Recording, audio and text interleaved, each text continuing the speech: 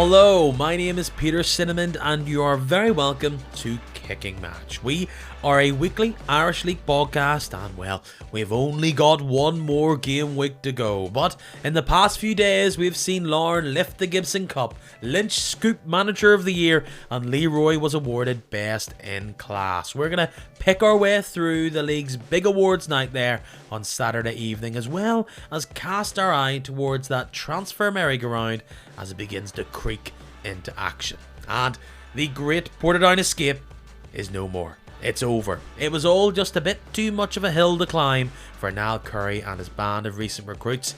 Will they and other clubs learn from the Port's glaring mistakes this season, and what lies ahead for the one-time mega power of the league as they're once again condemned to Championship football?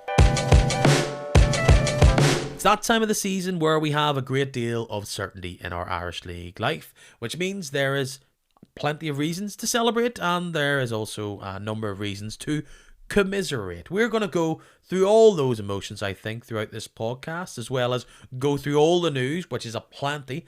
A lot of stuff came our way this week, so we may as well get down to it. Get down to our 40th edition of the podcast. Yes, I can't believe we're here already.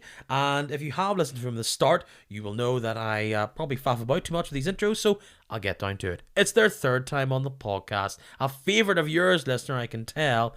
They're an absolute top sports journalist in this country. I'm delighted to welcome back to the pod, Journo from the Belfast Telegraph, Keith Bailie. How are you? I'm very good, Peter. It's good to be here. It's great to have you back. How's the head? Has it all recovered from a night of exuberance on Saturday night at the NIFL Awards? Yeah, the NIFL Awards were good. It's always a good night. It used to be on a Monday night, and we used to record the Social Club on a Tuesday with desperate hangovers. So, fortunately now it's on a Saturday, so we don't have to worry about that. I'm just about recovered after a few drinks. What about yourself?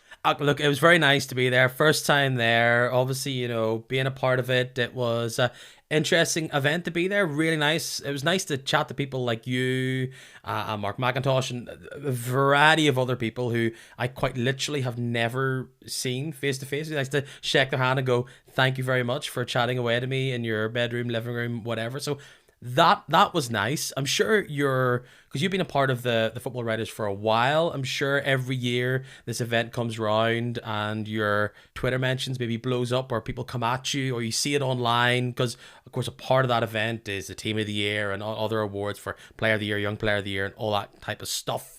Do you feel as though you have to defend it quite vigorously, or do you sit back and let the online discourse bubble along? Oh, you've just got to kind of let people get on with it because everyone's going to have different opinions. Maybe it's worthwhile explaining how it's done. It's for many years it was the Northern Ireland Football Writers Association gala dinner, and that was organised by the football writers, and all the award winners were picked just by the football writers themselves.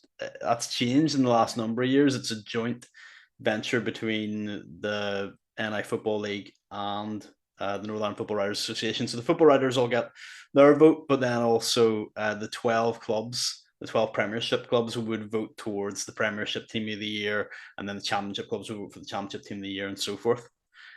So yeah, there's a fair bit of input there from the clubs as well as from the football writers.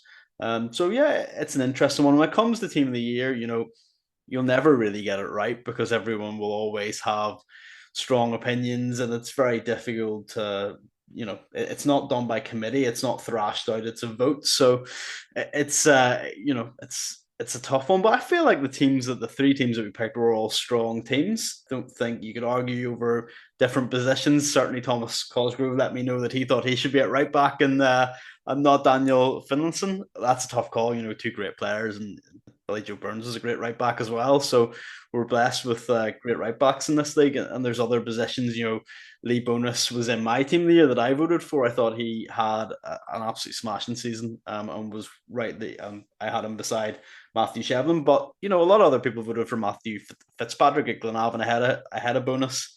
And that's fine because all three of those guys were brilliant. You know, you can't really knock any two of those three. So it's one of them things that everyone will always have their own opinion on it. It's something I feel like I'll come back to as I do the as they enter the world of postseason content. But I think the Leroy Miller win for Player of the Year, many people probably would point to particularly Philip Lowry in his brilliant season, scoring so many goals from midfield, a real renaissance year for him. But a part of these awards is always the narrative and following the story from start to not end, but where we are now. And I feel as though Leroy Miller's win is a real culmination of a bit of his career, but really Lauren's season, a player who stepped up to full-time football and became the absolute keystone of a team who went on to win the league, a player who's really solidified himself as one of the real faces of the league. And I think as much as there was many great players this year, a well-deserved win.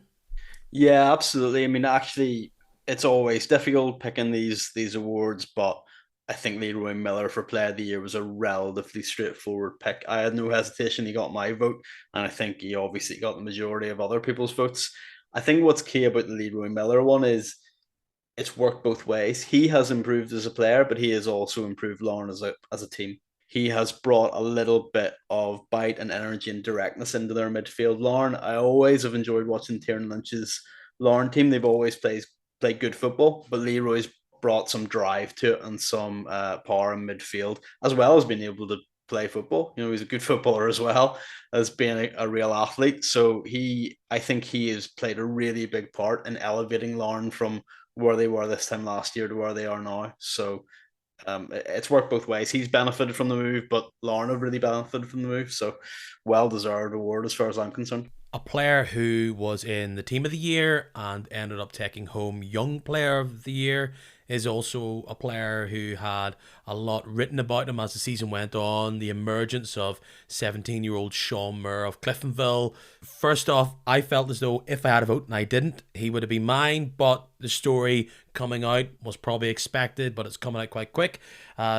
Talking to papers now that he could be set for West Ham. Big deal there if it goes through. A lot of clubs have been eyeing him up, I imagine, over the past few months. Yeah, funny enough, I voted for Terry Devlin, and he's another one who may also get a move across the water. Yes. Yeah, I think that Sean Murray is he will not play for Cliftonville again beyond the playoffs. I'm sure. He will go to West Ham. I would expect in the summer. I think the really interesting thing about it is that the figure that's being knocked about is it could be as much as 500,000. Nothing for West Ham, but massive money for Cliftonville. And we are used to our players leaving these shores for 100,000. It was always seemed to be 100,000 back in the day, didn't it? When an Arts League player left, Yeah. And we're getting away from that, and we're starting to ask proper money. Obviously Lee Bonus, who we've already mentioned, is another one who's been. I mean, I think he's been linked with what 6, 7 different clubs in the football league at this stage. And Lauren paid 100,000 for him from Portadown, so that he could go around the 300,000 mark. And I think that is positive that we are starting to now hear about Irish league clubs. Hopefully, this summer getting proper money for the players that they have produced, rather than kind of a little bit of a scraps off the table. Obviously, that Sean Moore number, as what I can read here, is that it's a mix of things. It could rise to that. You have an upfront fee, obviously different things for it. Look, we don't have the details, but things get at it. You play for this team, you play for that team, you get a cap here, whatever. So that would be an incredible number. Off the top of your head, do we know who the most expensive ever Irish League player was that was sold? Like, if Lee Bonus does go for a reported 300,000, that just seems like a real landmark deal there. I mean, I think any of those would be the biggest. Yeah, I mean, if Sean Moore ends up being 500,000, it would certainly be the biggest. I mean, like I say, all the deals in the past, we went a long period where there really wasn't anybody who moved across. But all like the kind of Andy Kirk, Stuart Elliott, all those ones, it was all about the 100,000 mark. So listen, I think that anything like that, the numbers that are being mentioned will be a record fee. Great to see. The talk of the team sniffing around Lee Bonus is the likes of Portsmouth, Blackpool, Birmingham City, Wigan Athletic have all been touted. We all know about the goals he's been able to score. Really, the ascendancy of Lee Bonus somewhat, for me, mirrors a wee bit, not the style of play, but he came from, I believe, Seago and then went to Portadown and then eventually took his way himself to Larne. Reminds me a wee bit of Joe Gormley moving up to Cliftonville and becoming such a key player. That's a huge rise, but as much as Lee Bonus isn't a player who wasn't the absolute top of the scoring charts. I think we can reflect of the reason why one, he's 23, but one of the reason why these teams are interested in a player who didn't score over 20 goals in the league is the traits that he has. It's the ability to improve, the growth that he's shown. But it's those physical traits. It's the running. It's the ability to go into the channels and somewhat be there in the right place in the box. He's a very versatile player, Bonus. Yeah, and that's kind of key to it all. I mean, if you look at players who have left the Irish League and maybe not made it, Peter Thompson, obvious one, Joe Gormley's another. They're goal scorers now. Like in both those cases, those guys have bad injury problems that prevented them from fulfilling their potential in England.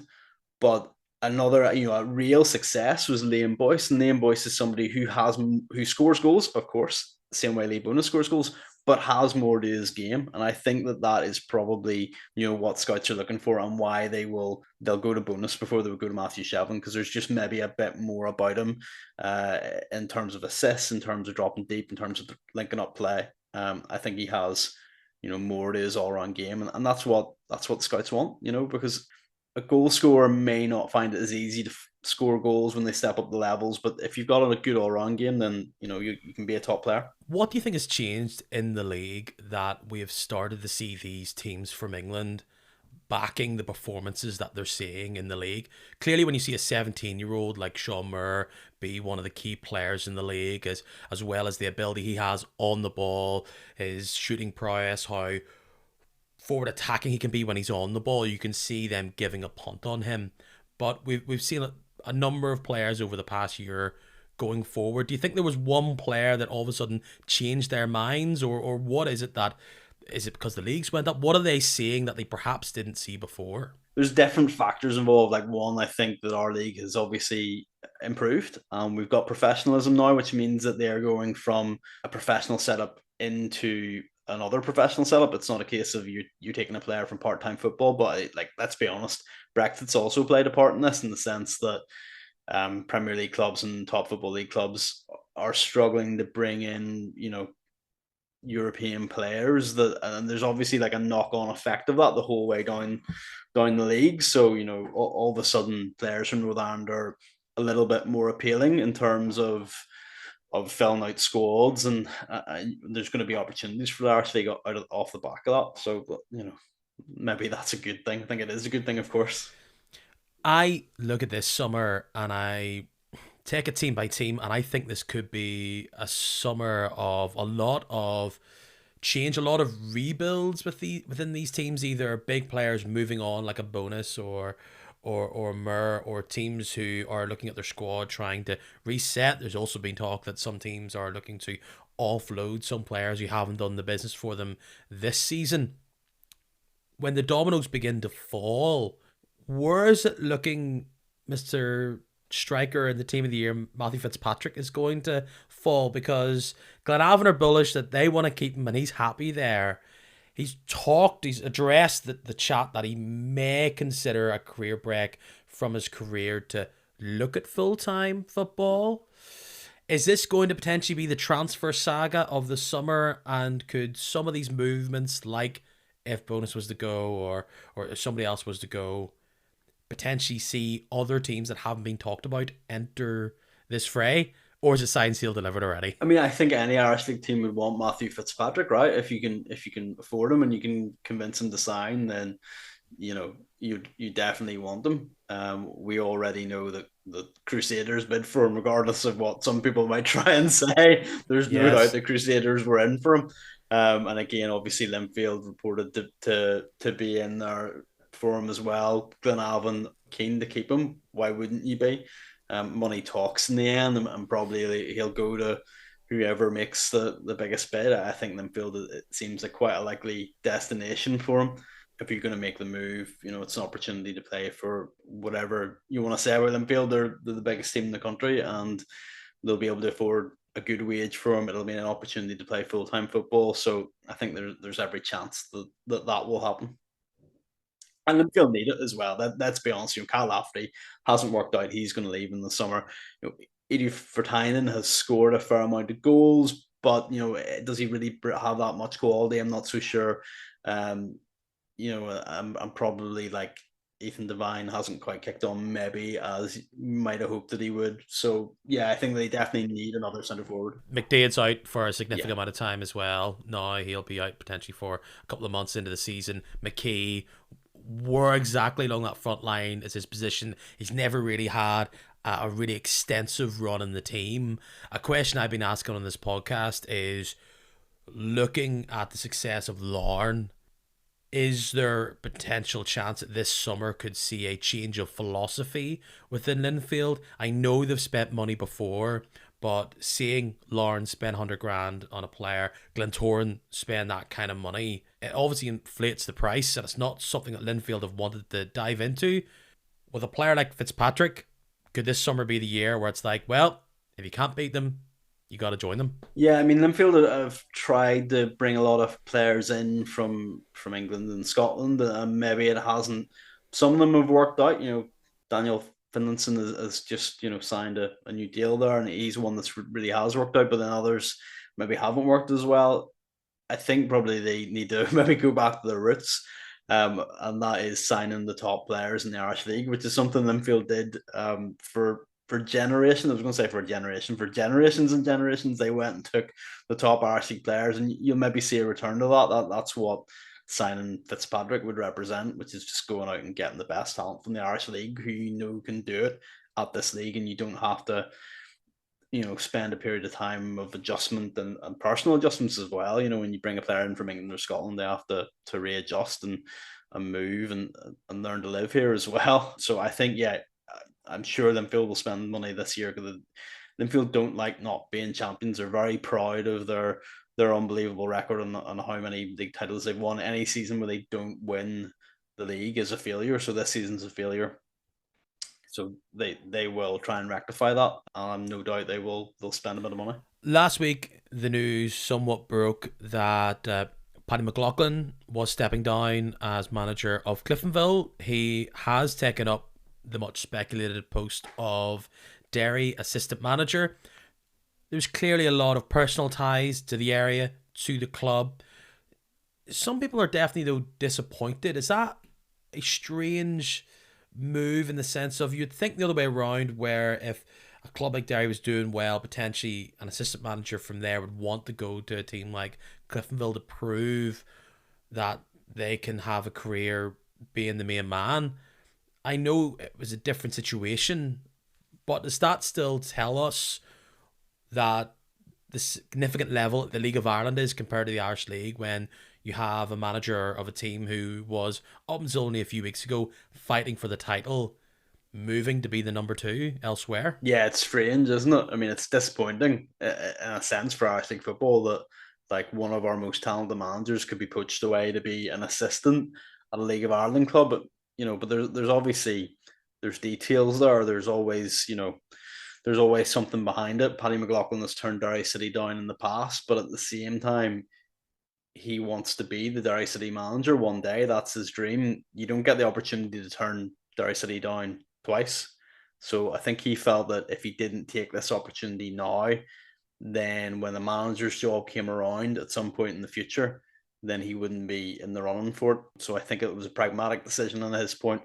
Listen, it's a full-time job, which is very appealing. It's also on his doorstep, which means a lot less time on the road. He talked to me, he talked to other journalists about how there were 7 of them traveling up from Derry to North Belfast to training, and that's draining in its own way. So this removes all that for him.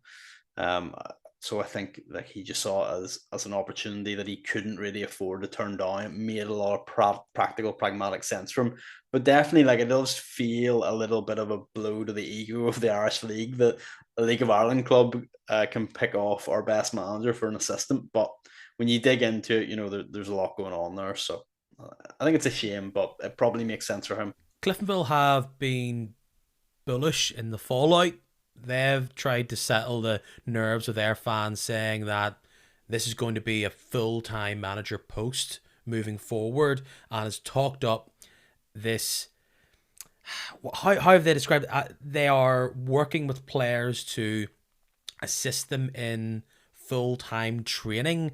Is this them saying that they're potentially moving to this much touted 3-quarter model that Crusaders have been running, or is this another form of working with the players that you're investing in significantly more during the day while also still taking on some part-time players?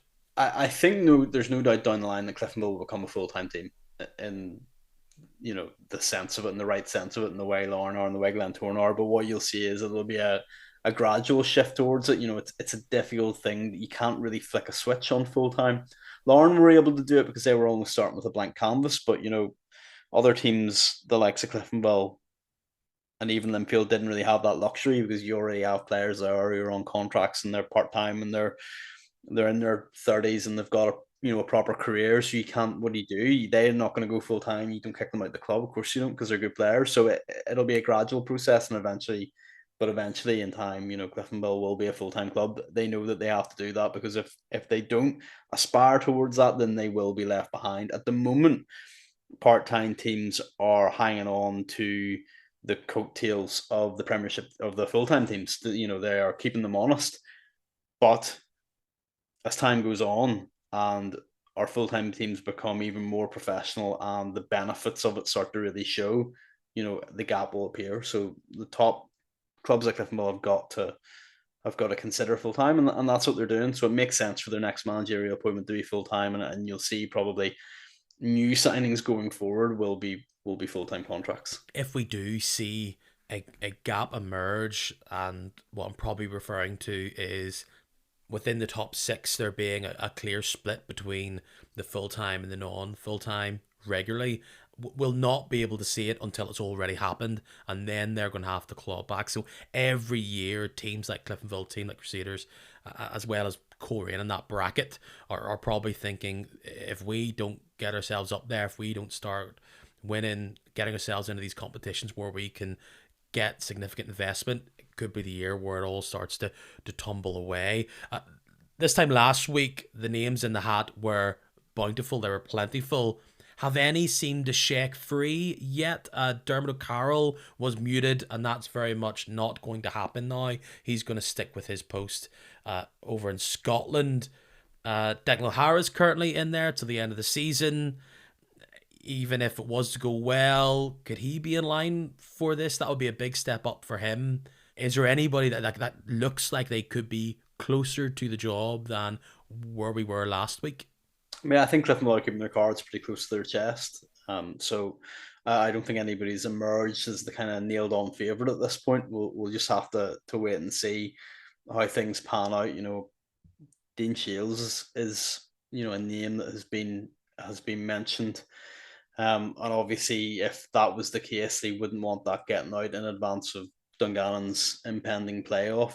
But and that's not me saying I think it's going to be him because there's other names in the mix there as well. So I think Cliftonville fans will just have to be patient. On the topic of managers in the Irish League, it's breaking as we record this.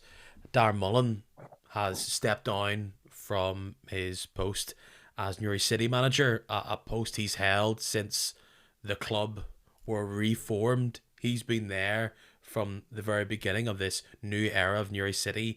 He brought them up to the top division twice, and in many ways, you would probably look back and say his greatest achievement was this season, where they're now all but, and I really mean all but, guaranteed their status for next season. A brilliant achievement with a game to go, and as someone who will go down as, regardless of what their role will be moving forward, they'll go down as a hero and a legend in that club. Yeah, Darren Mullen, he really has been Newry City AFC. The reform club. He was a driving force between the club before the club emerging again, and he's brought them all the way through the Mid Ulster leagues, through the PIL, through the Championship and into the Premiership, back down again and back up again, and now he's kept them there. It's been a real rollercoaster. They've basically been in a promotion or relegation battle every single year he's been there, and I think he's done a magnificent job. An unheralded coach who has managed to cement the team in the Premiership. I think it's a fantastic achievement, and I think that he has been he has been such a big part of that team's success. It's it's credit to him because he's had to do a lot of hard yards there in the early days when it came to the Mid Ulster League and reforming the club. He's had a great band of helpers there. One of them, Dorothy Taylor, was honoured. The kit woman was honoured at the NI Football Awards. On Saturday night. But yeah, Darren Mullen is the man that has driven that club forward, and I think he just probably is at the point where he feels that he needs a change in his life, and it'll be interesting to see what the club does next because it's hard to imagine anybody else in that dugout other than Darren Mullen. But that's what we'll see next season. It's going to be it's a really pivotal time for Newry for the new Newry, if you like, because this is a situation they haven't been faced with before. So much of even the playing squad, you look back at recent results, and you must say it's been the continuity has been their real superpower, and losing Mm. someone like Darren is going to be a big loss for them, and how they react, it's definitely going to be up in the air, and it's going to be, once again, it's going to be a big summer for a lot of teams, and if there's not really clarity on who's going to take on the Cliftonville role, it'll be interesting to see who steps up to take charge of Newry City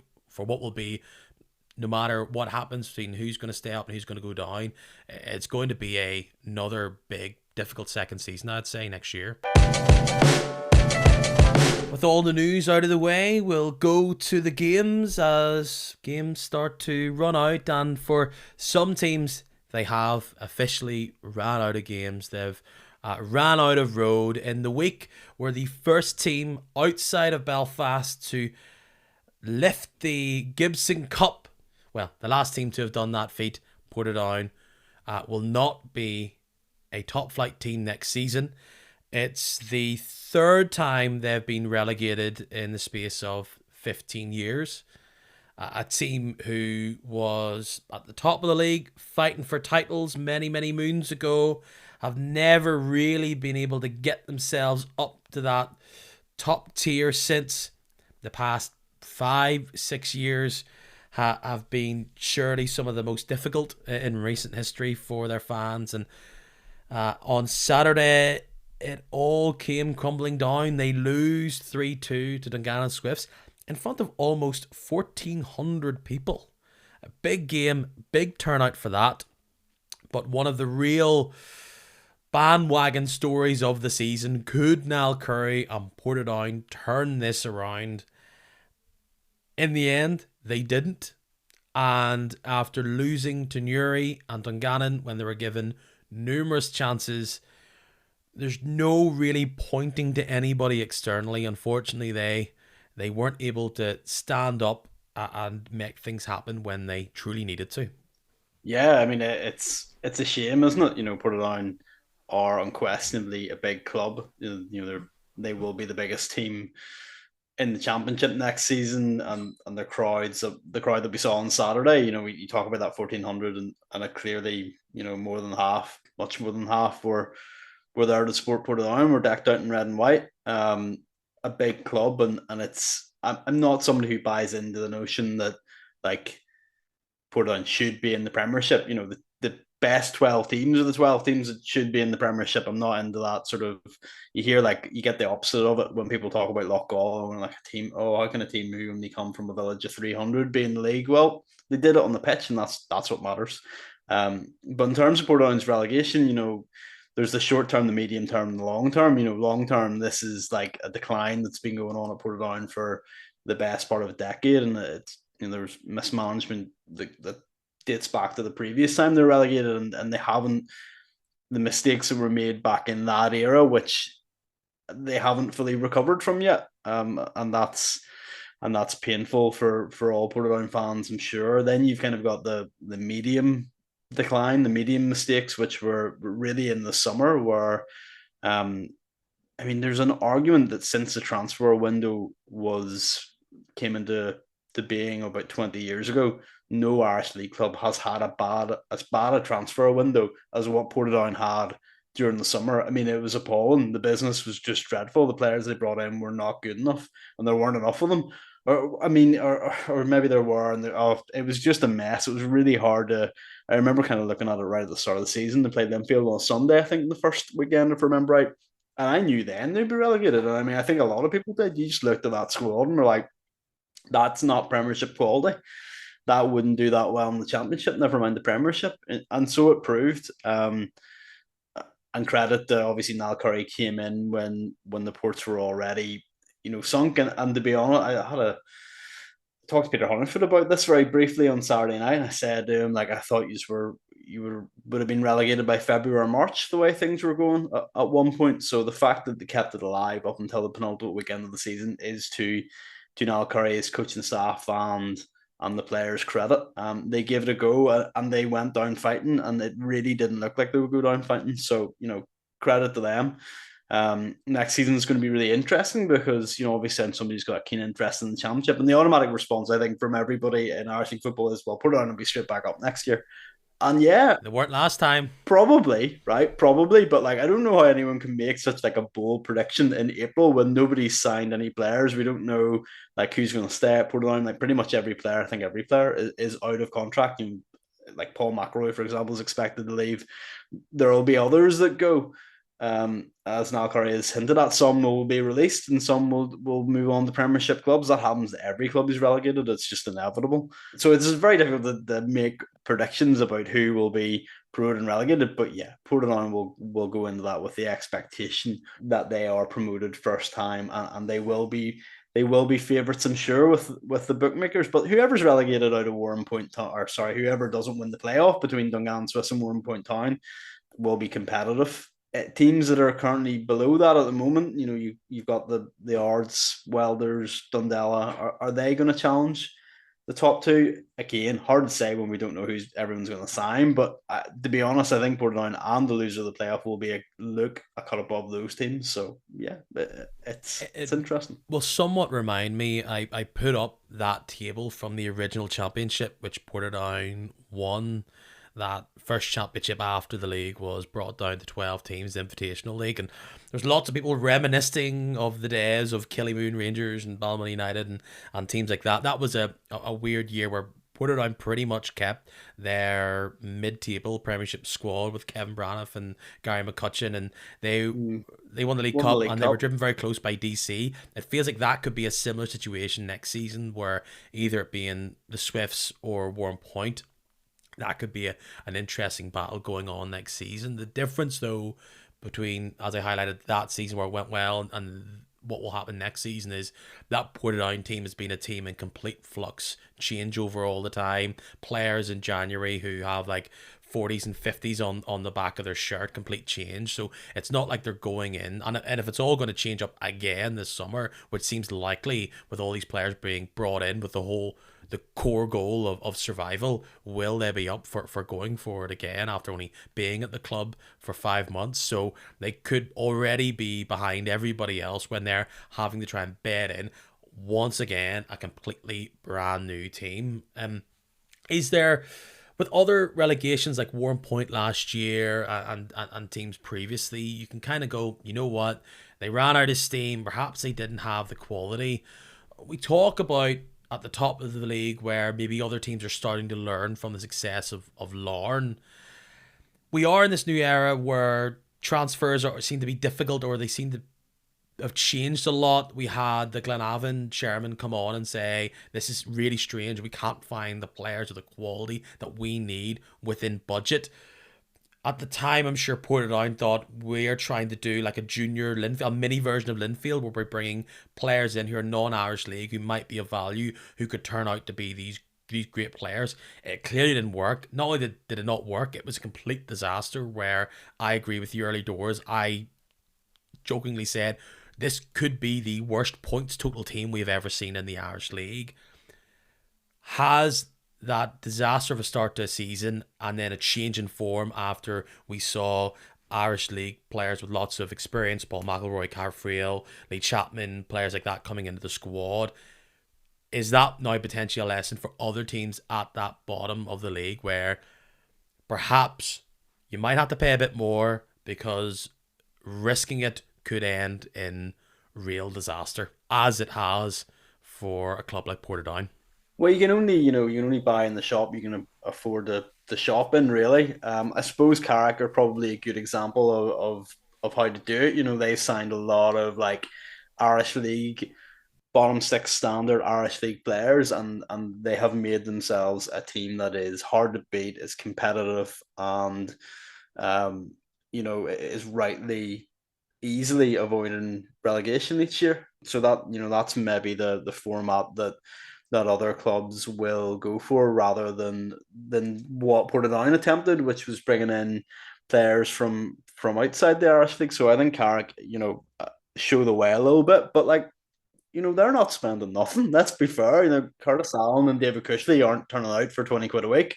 So there's been a bit of investment there as well. So, if you're a new club, let's talk about Loughgall, right? What do Loughgall do coming into the Premiership? How do they stay in the Premiership? Very, very difficult. They're not going to have the budget they wouldn't have the same budget as what Carrick had to go and get, a Curtis Allen type figure or Dave Cushley type figure. They will be looking for bargains, but they'll be doing it they'll probably be looking at the championship on the way up. Is there somebody that we can get who's done a good job in the championship who we think, could help us, or maybe, players that have been released by, maybe players who leave Portadown, maybe players who are released by Glenavon.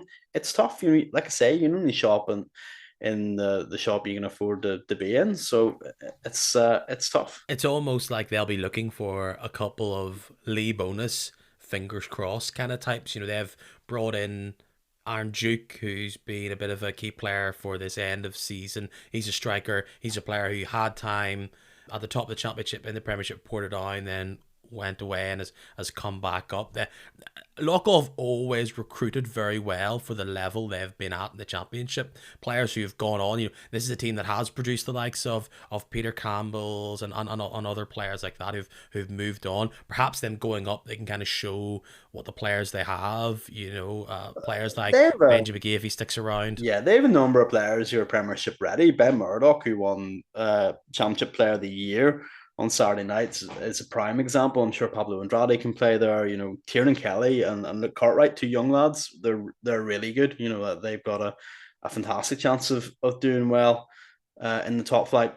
But they will also need to add. I'm not sure they've really got a top flight striker. Aaron Duke is a big hefty old unit, and is really tough in the air, and a good finisher as well, but he maybe doesn't have the work rate or the movement of what you'd expect from a Premiership striker. So, there's players that are at Loughgall that are ready to go, but they'll also need to top up, because every team that ever goes up always does. You can't stay up with the team that won the championship. It just won't work. Is that potentially what will become clear? We obviously can't predict the future, but we talk about how well, in quotes, how well Carrick were able to bring these players in with experience. Could the bottom six soon become pretty much new young talent from the academies and top six old boys? I mean, isn't it already? I mean, it's a difficult one. There's a really huge gap has emerged between the top six and the bottom six. We know who the top six are this year, of course. It's the same as last year and the year before, and it's going to be the same again next year. Ballymena and Glenavon are two clubs that have been left behind by the top six. That's where that gap has opened up, and it's tough for clubs in that level, because what do you do if you're Glenavon or you're Ballymena? Do you go and spend big money to try and chase that dream of getting into the top six and into Europe? Well, it's not realistically worth it, because you could spend big money and get nowhere near it.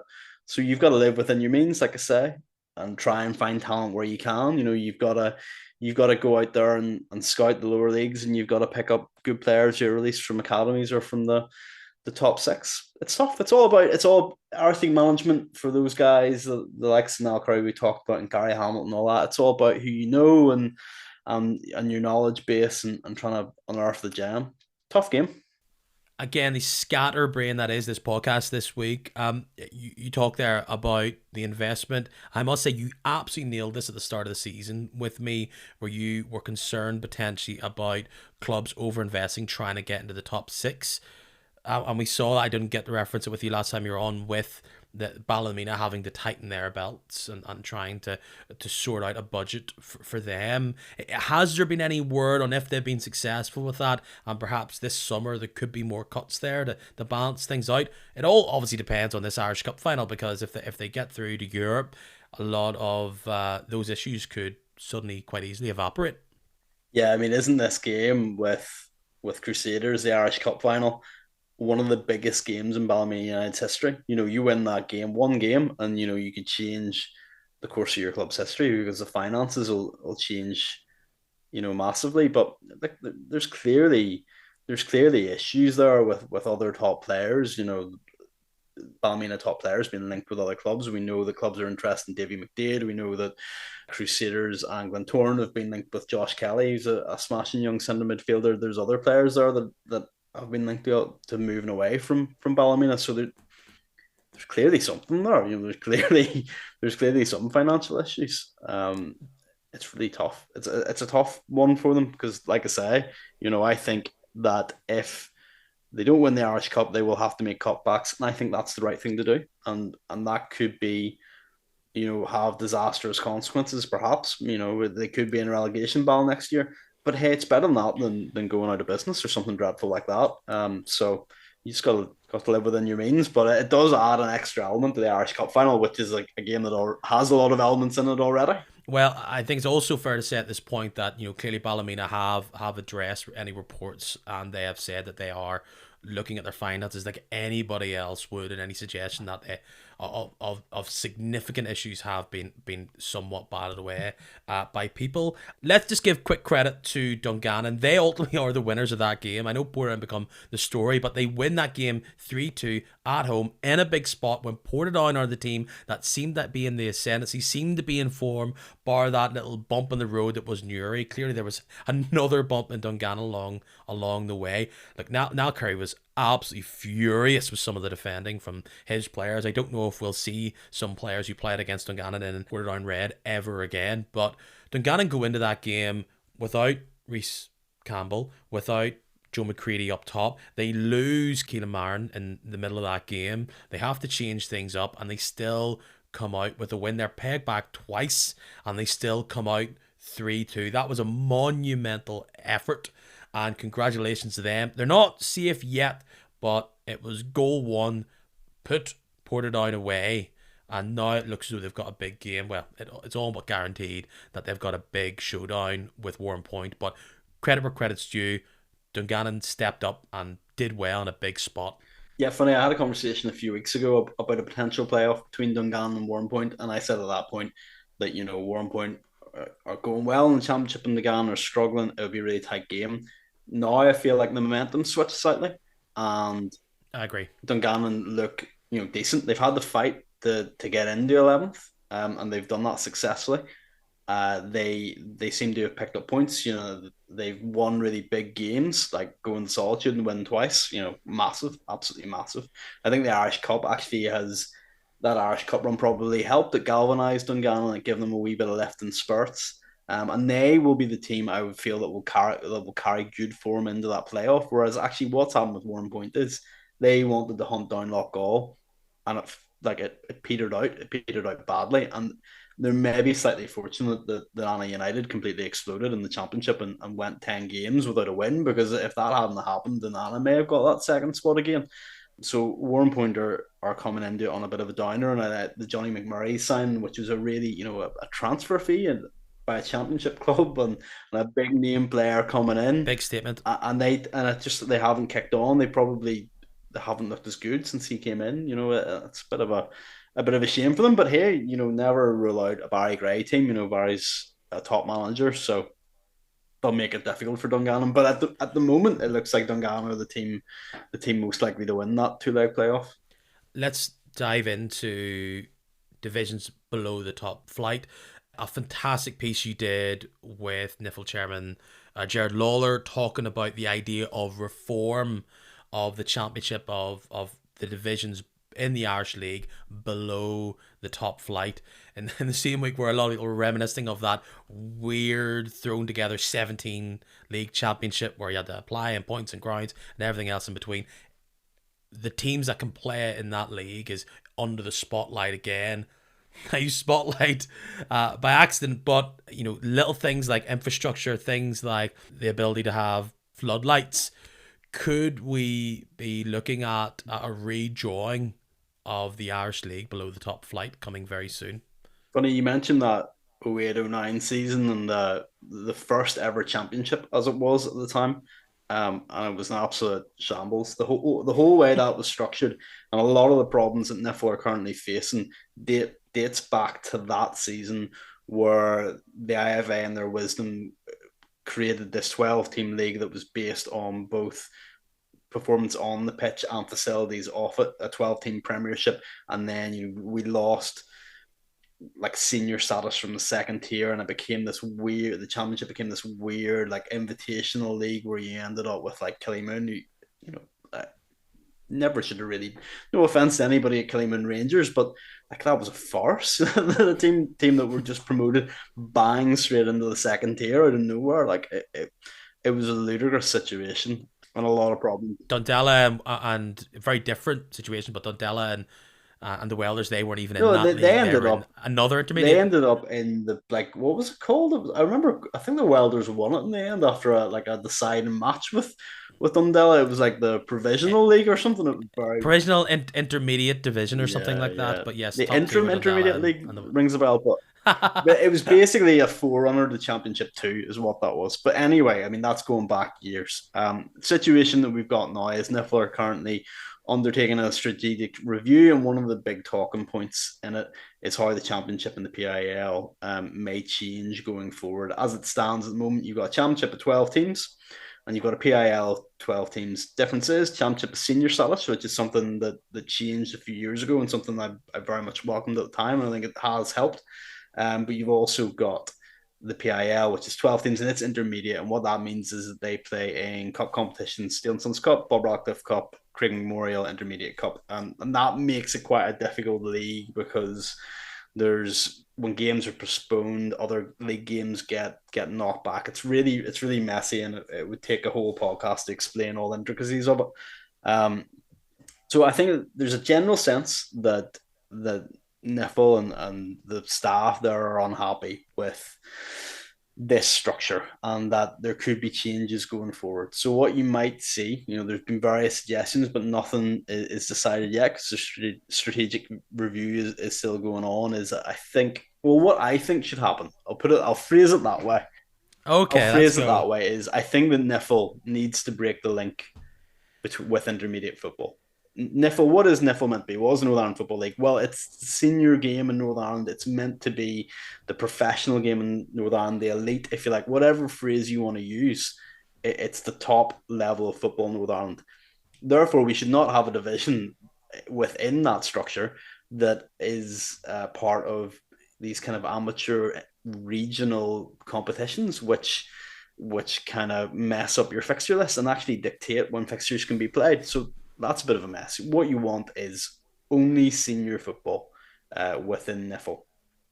So two ways of doing that. One is you make the PIL a senior league, which would be great. Now, obviously, you need to change the name of it, whatever.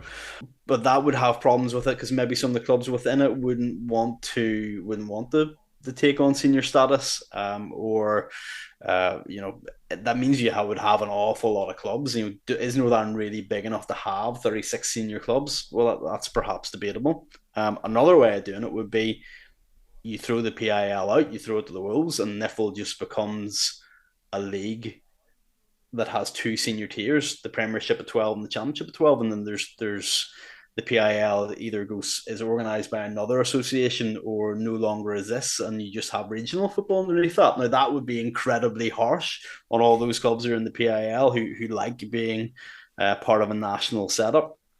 So what you might find is something in between where we end up with perhaps a championship of 10 teams and a third tier also of 10 teams. So you would lose, if you had that structure, you would be losing, four teams in total would drop out of the league. So that would narrow things down a bit and maybe concentrate things. Or another suggestion that was put to me, one I like a little bit more, is that you would have a 16-team championship and then nothing underneath. So yeah, the PIL would go and the championship would grow up to 16 teams, but you would obviously therefore be losing 8 teams out of NIFL. I think there is a sense that there's probably just too many teams. At 36 is a bit much for senior football, for national football in Northern Ireland. So big changes on the way. And there's issues there. I mean, you've got a situation where floodlights aren't essential to play in the championship, and that seems odd actually. Because if you want to go way, way back to the 90s when the Irish League was 16 teams and then it was split into two divisions of eight and eventually became two divisions of 10. Part of the criteria for the four clubs that came in that era was Dungannon, Limavady, Armagh City, and Institute. The criteria then to come into the first division, as it was called at that time, is that floodlights were essential. So somewhere along the line, floodlights have become not an essential thing, and it's it's odd. We've I think NIFL, part of their job is to raise the standard across the board. And I think that's something that they're going to have to look at as part of the strategic review. Because to be honest, the championship isn't in a great place at the moment. The crowds are, the average is below 200. You've got games that are attracting crowds of under 100 on a regular basis. Now the women's Premiership has got a better average than the championship. Now that sounds like something that should be celebrated. Brilliant, the women's game's doing better, and it is happy days. But the reality is, a lot of the women's fixtures don't get great crowds either. You look on the NIFL website where they're all listed, and there's games that are getting 40 crowds of 40. So it's not like the women's Premiership has got ahead of the championship because it's doing so well. It's more that the championship is doing pretty poorly at the moment. That says to me that we are potentially looking at a closed shop when it comes to the Irish League, with teams below that PIL or whatever be the last division not having the ability to move up and down. I know there's been lots of reports about what PSNI status may be now within that structure, but we do have teams like DC, Donegal Celtic, Sport Leisure now, Belfast Celtic teams, below that level. Even, the old Lurgan Celtic, which is still about, but is very much in spirit now, Oxford Sunnyside. You have teams who used to be in that, even championship teams. Could they be locked out until they can?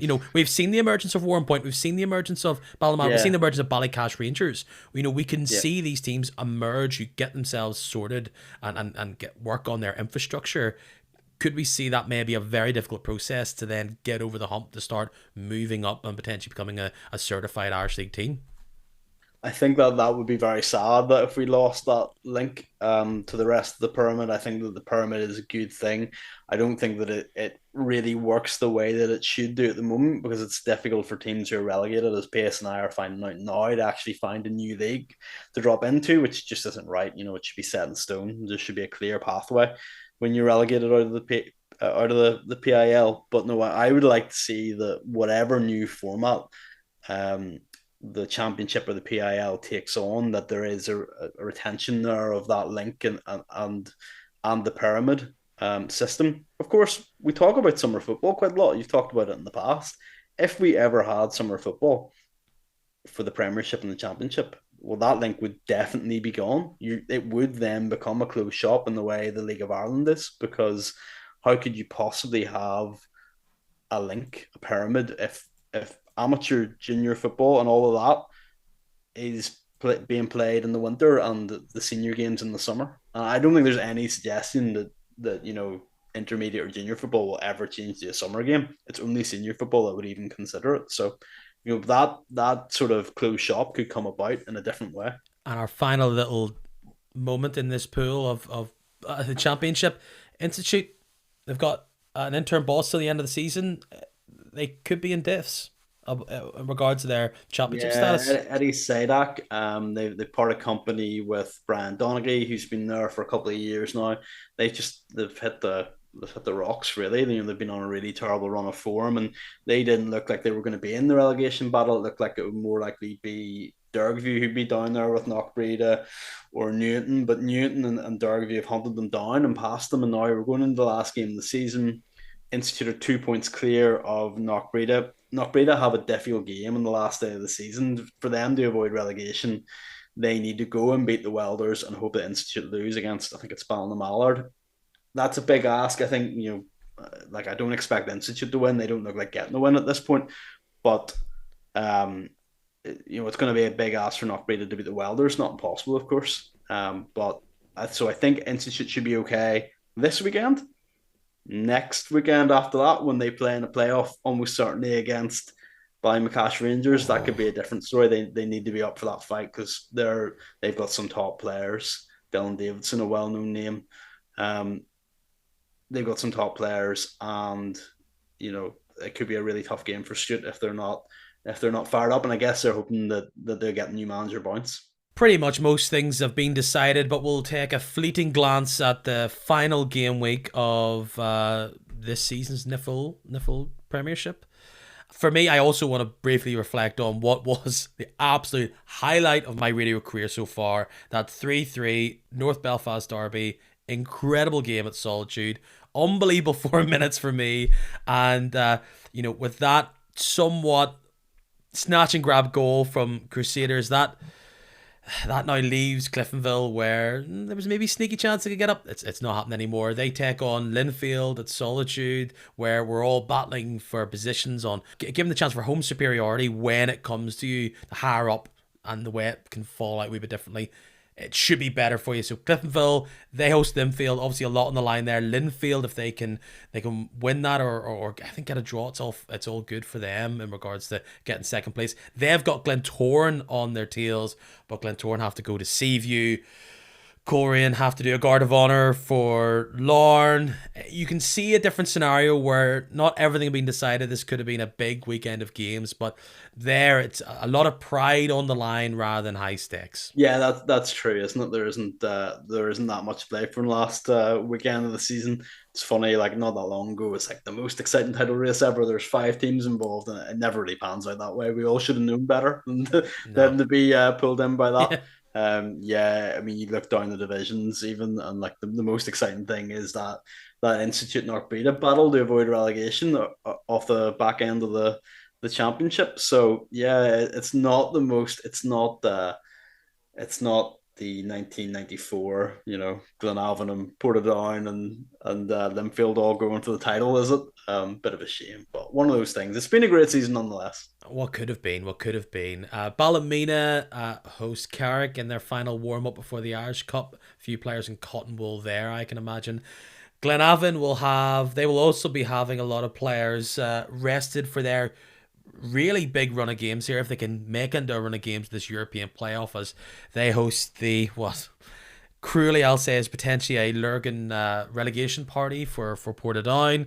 That could have been all so different if they could have won that game, and I'm sure Darren Mullen will bow out at Stagmore Park against Dungannon Swifts. Of course, if Dungannon score, what is it, over 20 goals, they could be a big swing goal difference. Happening. Well, it wouldn't be 10, wouldn't have to get 20, so they have to score 10. But that ain't happening, so they're, once again, they're preparing for different things. Once again, congratulations to Newry.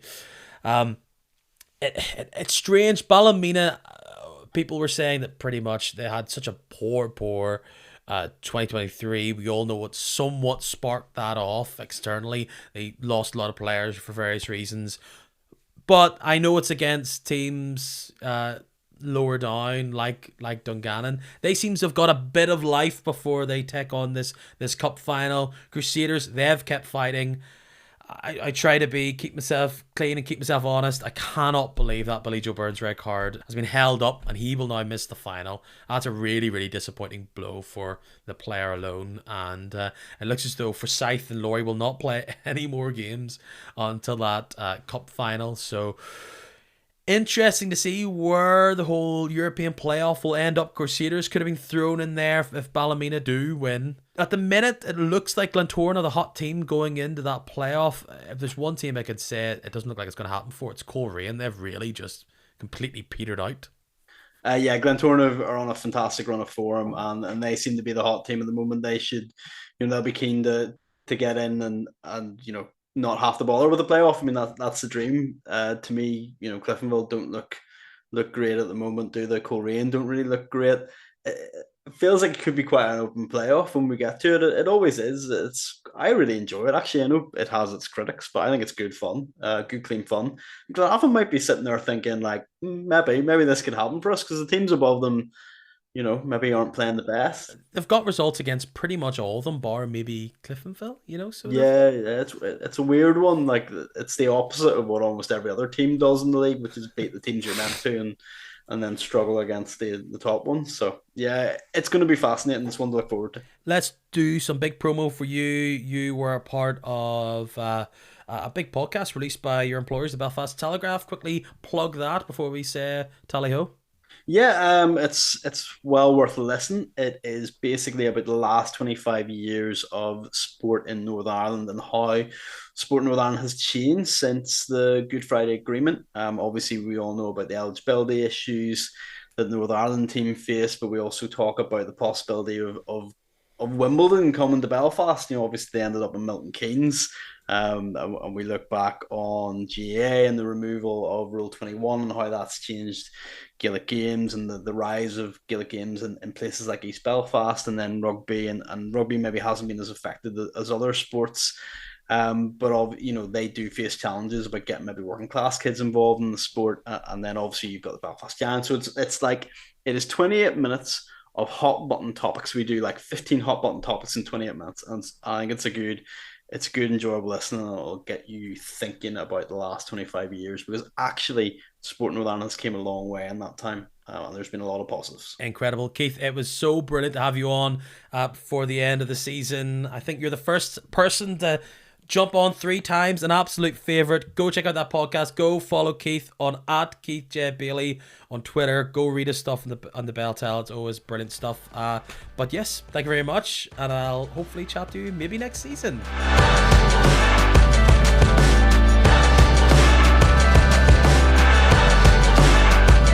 Oh my goodness, I feel shattered still from that game on Saturday. Genuinely, that game between Cliftonville and Crusaders was incredible. Mad game. Go watch it back. Go listen to it back to just hear how it all played out in real time. Not a lot of chat about games, but hey, with Keith here, there's so many juicy bits of news which has emerged.